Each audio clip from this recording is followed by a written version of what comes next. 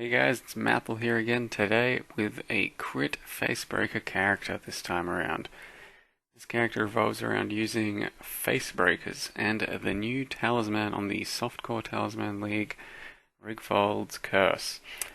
This talisman allows you to build towards crit on your facebreakers, and in conjunction with an Abyssus, you start to pull out some absolutely nuts and satisfying damage, especially while using Infernal Blow. The goal of my character when I first started was to just use Rigvold's Curse and Facebreakers and see where it takes me. I tried out several different skills. Infernal Blow seemed to be pretty much the best feeling one. Cyclone's also very good damage-wise, but just plain doesn't have enough AoE because Facebreakers and Unarmed itself doesn't have a lot of base range for Cyclone to hit lots of things.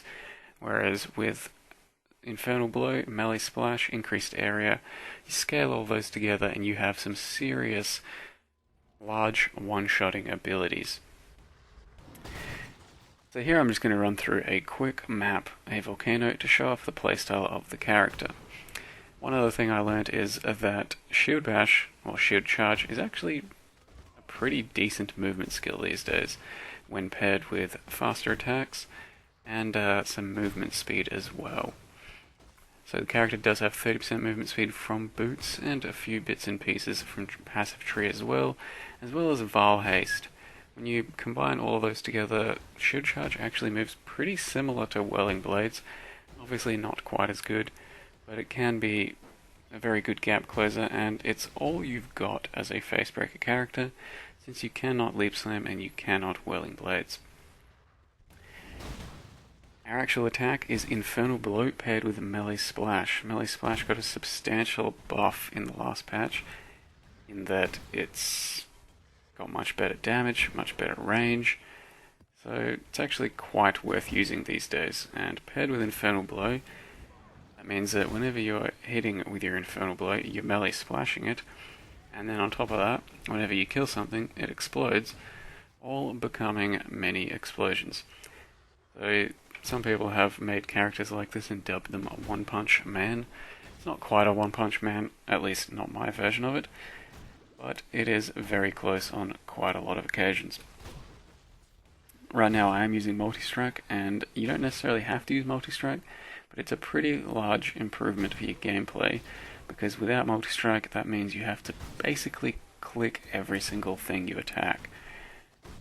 And sometimes if you just miss your clicks, or if you don't click the right monster, that'll get you killed. So Multi-Strike, fairly useful once you have good enough attack speed to use the skill with Multi-Strike. The character itself scales through melee physical damage. Facebreakers themselves give you lots of melee physical damage, and they are the bulk of your initial damage to start with. On top of that, you then get an Abyssus. Abyssus is basically all of the damage of your build. If you take Abyssus away, you lose something like 70% of your damage. So you build entirely around Facebreaker plus Abyssus. On top of that, you can get some extra physical attack damage on your rings, or say a Meganord's Girdle. I don't think I could afford to use a Meganord's in the end, so I am not wearing one anymore. Of course, a Great Old One's Ward, the shield, will also give you lots of extra damage, but I could not afford to use that either. So let me show you exactly what my character is doing, if you want to follow it. So let me start by saying that I do not think my character is fully optimized yet. I am still leveling it and figuring things out as I go, and there are many different ways to build the crit Facebreaker tree. This is simply my interpretation of it, and if you want to follow it, that's fine, but there may be better versions out there.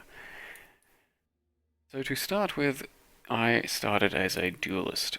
Now for Facebreakers, you need general physical damage as well as melee attack damage, or melee damage. Things like one-hand melee, or anything specific to one hand, like, for example, there aren't many, like this. Physical damage with one-hand melee weapons does nothing, because you actually need to be wearing a weapon, and Facebreakers do not do that. So you need general physical damage, general melee damage, but on top of that, you can utilize claw passives because of the crit claw amulet, which is Rigvold's Curse. This is what the build is kind of enabled by. Because of this claw, you have 7 base crit, whereas Facebreakers usually have absolutely 0. So because of this, you start out with 7 crit, and then you scale off of that through your crit nodes and other such things. But it also allows you to take claw nodes.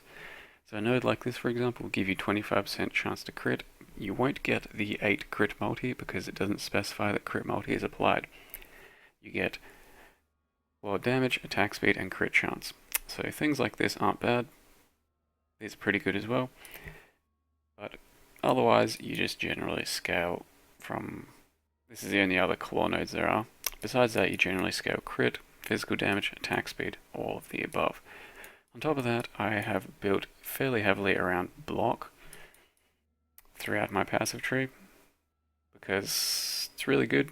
It's one of the best ways to mitigate the damage that Abyssus is going to make you take. On top of that, a lot of the shield nodes actually give you very good damage that's general melee or physical damage towards Facebreakers, for example. These. In the end, I currently have 44 block. When you pop a Rumi's, 74. Paired with that, we have a Taste of Hate to negate most of the damage from an Abyssus. Now, the build is not terribly expensive. At its core, all you need is some, let's say, 750 plus Facebreakers, an Abyssus, which can run you anywhere from 10 to 40 chaos, depending on what kind of a roll you get. But now that we're crit as Facebreakers, the melee crit strike multiplier actually matters, so try and get a decent roll of those as well. My chest of choice is a Belly of the Beast, because I have not filled out too much life yet. In a couple more levels, which I am doing, I'm grabbing that. I'll probably end up hitting about 4,800 life. You can use an armor chest with just a bunch of life, like a 6-link Astral, which is what I would be using and would have if I did not already have a 6-link Belly of the Beast. It's fairly flexible, it's kind of up to you, but bear in mind some resists on your chest would go a long way. If you only have a 5-link, I would suggest getting rid of faster attacks. It will make your attacks a bit slower, but it's probably the weakest of the current supports. Current supports are, at their core, Infernal Blow and Melee Splash. Both of those having 20 quality is quite important. Multi-Strike, Melee Fizz, Increased Area, and then faster attacks. That might not even be the right answer, but it's nicest for my current playstyle, so that's what I'm doing. Now you want to try and get some physical damage on your rings if you can. Other than that, maybe some accuracy. Some diamond rings would be great. Life, the usual. Meganod's Girdle goes a very long way towards your damage, but if you can't fill out your resists while wearing one, then a good old-fashioned Rustic Sash is just fine too. Boots with some movement speed and resists are going to be very important for the build. Movement speed will help you shield charge faster, and resistances are very important when wearing basically nothing else for resists. Most of your resists are going to come from this and this. So for my shield, I ended up going an armor shield, getting a lot of resists. I can still do a lot better on that. This shield costs something like 10 chaos. So shields aren't too hard to come by. You can also use an evasion shield if you want, but an armor one just seems a bit safer. You do scale a lot of extra armor from your shield. So in the end, I have something like 6k armor, 37% reduction. With your roomies up, it's 50%. With our endurance charges up, it's a bit more once again. There's not much else to say. We have Hatred as our main aura for damage, and also using a Blasphemy Assassin's Mark. That fills out a lot more crit for the build, an extra 9%. As well as that, that is how you get your power charges. And it also makes you hit a lot harder for that one-shot capability. I've got an Enlighten attached to that. Doesn't really do much, just gives me a bit more mana to play with. Shield Charge itself is attached to Fortify and Faster Attacks. Then we've got a Blood Rage. 20 quality helps. That's going to be a lot of your leech as well, so make sure you do keep Blood Rage up, even if it's fairly uncomfortable. I think it's rather worth it. Gives you good attack speed, gives you frenzies, and most of the leech for the build. Ice Golem, self-explanatory, Enduring Cry, and Blood Magic just to cast those.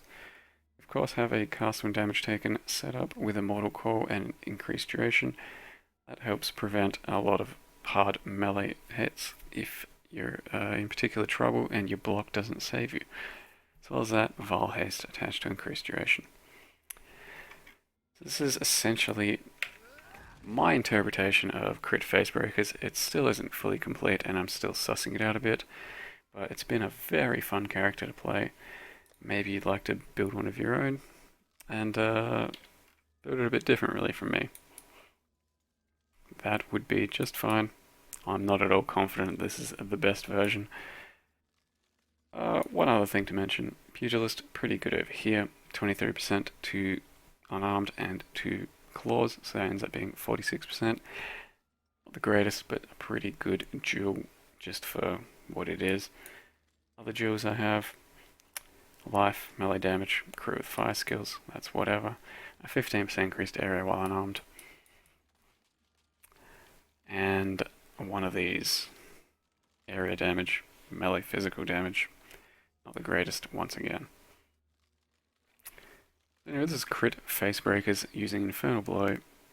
If you want, you can use Cyclone. I prefer to use it for Atsiri runs, but for everything else, there's MasterCard in the form of Infernal Blow. Thank you very much for watching. I'll see you guys next time. Have fun.